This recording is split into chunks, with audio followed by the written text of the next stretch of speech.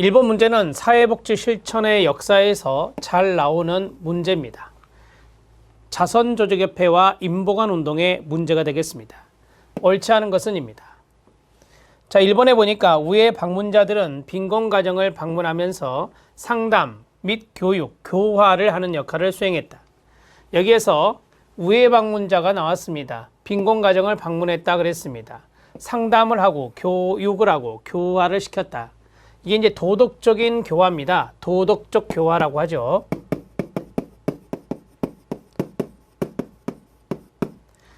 자, 이것은 바로 COS와 연관성이 있는 겁니다. 자선조직협회입니다.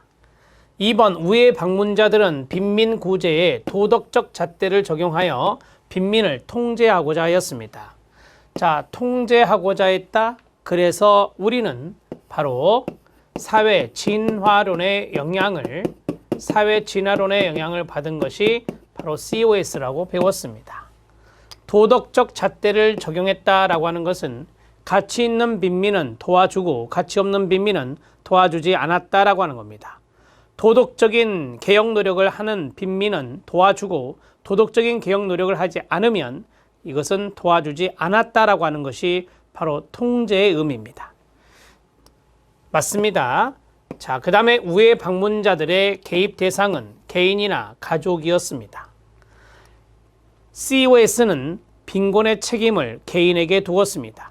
그리고 개인의 도덕적인 교화를 강조했기 때문에 우회 방문자들의 개입 대상은 주로 개인이나 가족이었습니다.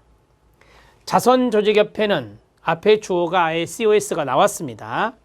연구나 조사를 통해 리서치, 사회 제도를 개혁해야 된다. 리폼, 개혁이란 단어죠. 해야 한다는 기본 개념을 가졌다. 틀렸습니다.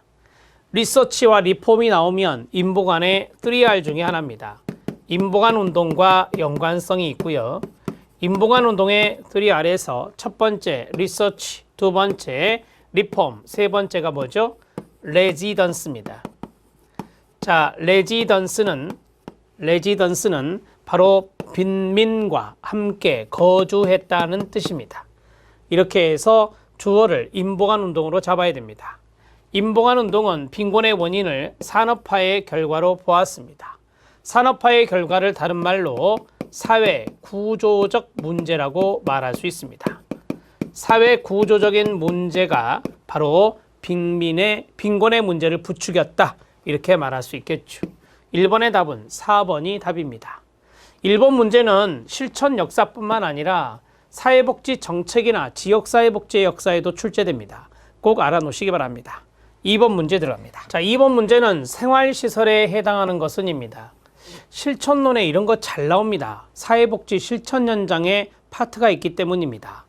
생활시설은 말 그대로 입소하여서 생활하는 곳입니다. 아동보호치료시설입니다. 보호치료라는 단어에서 생활이라는 것을 의미를 알 수 있습니다. 우리가 이제 아동 보호 치료에서 치료란 말이 들어갔어요. 따라서 장애가 있는 아이들 보호 치료하는 곳이기도 하고요. 또는 우리가 이제 우범 소년들이 있어요. 그 우범 아동들이 그러니까 불량행위를 하는 아동이나 불량행위를 할 우려가 있는 아동들을 보호하는 곳도 아동보호치료시설이라고 아동복지법에 되어 있습니다. 두 가지의 개념이 있는 거예요. 자, 이게 바로 생활시설이고 아동보호 전문기관, 피학대 아동의 보호를 하는 것인데 이거는 이제 이용과 연관성이 있어요. 영유아 보육시설은 어린이집을 말합니다. 어린이집이요. 이것도 마찬가지 이용시설로 말할 수 있습니다. 지역아동센터 아시죠? 일명 공부방이요. 이것도 이용시설이라 말할 수 있고요. 가정위탁지원센터 이것도 마찬가지 이용시설이라고 말할 수 있습니다. 그래서 2번의 답은 1번이 됩니다. 아동보호치료시설이 생활시설에 해당됩니다. 자, 3번 문제 들어갑니다.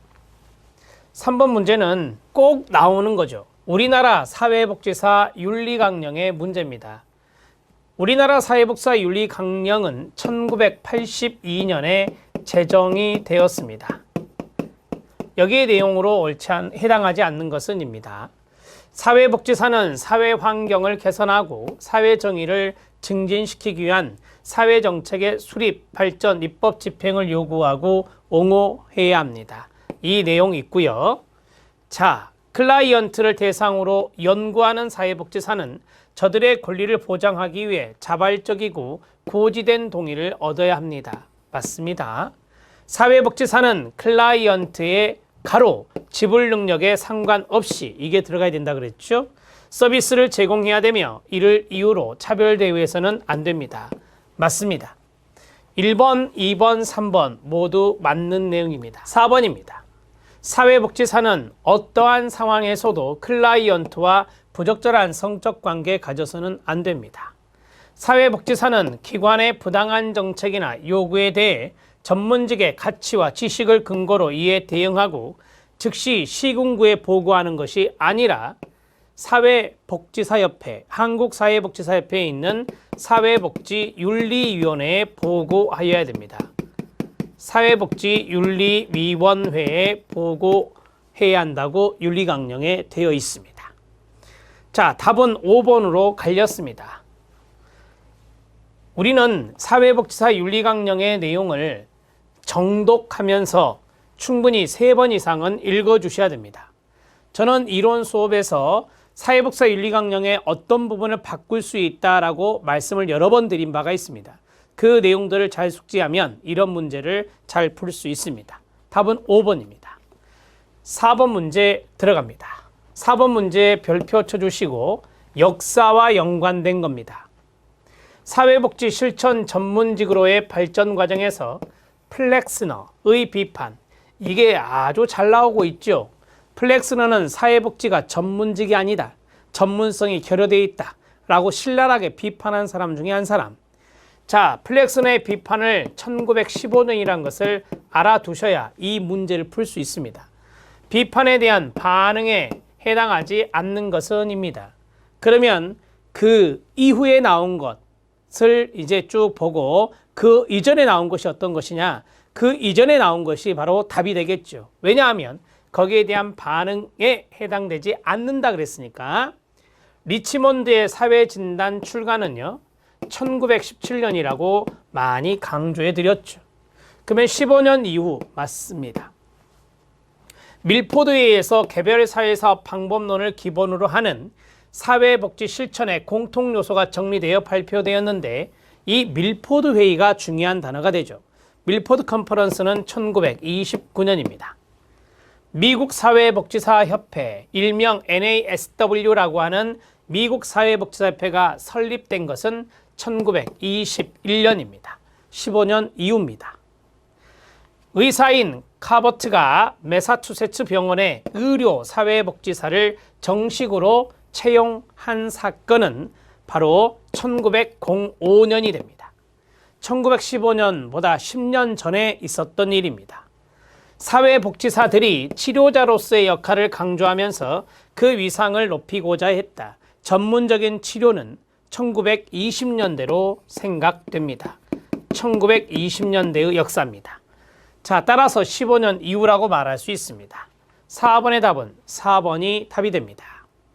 이런 문제를 잘 풀어보셔야 돼요. 지금 역사 문제가 2문제가 나왔어요. 지금까지 COS와 인보관 운동과 그 다음에 플렉스너의 비판 내용이 나왔는데 이 2가지가 실천 역사에서, 외국의 역사에서 약방의 감초입니다. 꼭 알아놓으시기 바랍니다. 자, 5번 문제 들어갑니다. 자, 5번 문제는 우리 시험에 등장했던 것 중에 하나입니다. 실천 현장 중에 보건복지부가 주무부처인 시설은 뭐냐라고 했습니다. 우리 시험은 대개 보건복지부, 그 다음에 여성가족부 이렇게 해서 문제를 구분해서 출제하고 있었는데요. 이 문제도 그렇습니다. 청소년 쉼터, 자립지원시설, 청소년 상담복지센터, 다문화 가족지원센터, 건강가정지원센터입니다. 제가 지금 동그라미 친 걸 잘 보세요. 청소년이 있고 가족이 있습니다. 가정이 있고요. 제가 V자 체크한 것이 어딜까요? 네, 여성가족부입니다. 일명 여가부라고 하는 것이죠. 자립지원시설이 바로 보건복지부입니다. 이렇게 정리하시면 돼요. 이 자립지원시설 답은 2번이 되겠습니다. 자, 5번 문제에서 사회복지실천 현장의 보건복지부에 관할 부처를 이야기했습니다. 우리가 이제 자립지원은 자활과 연관성이 있잖아요. 그래서 국민기초생활보장과 연관되어서 연관해서 생각하시면 도움이 될 수 있습니다. 자, 답을 2번으로 처리하시면 되고요. 여기는 이제 문제에서 그 단어를 찾아가면서 도움을 받으시면 충분히 풀 수가 있습니다.